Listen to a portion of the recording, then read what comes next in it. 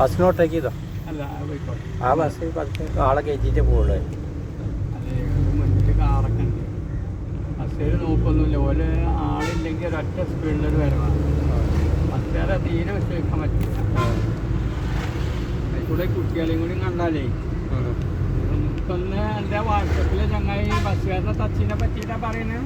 അത് ഓട്ടോറിക്ഷക്കാരനെ ഒരു 3 ബസ്സിലേ 3 പണിക്കാർ കൂടിയിട്ടേ ബസ്സിന് ചാരിയാതെ അവനെ ഓട്ടോക്ക് ചെയ്താൽ എന്താ അറിയില്ല. പതുക്കെ നോക്കിയിട്ട് ഓട്ടോക്ക് ചെയ്തതാ. നോക്കിയൊക്കെ പതുക്കെ എടുത്ത് ചെയ്തേ. അപ്പോൾ അവർക്ക് സംശയം ഉണ്ടാവുകയെ.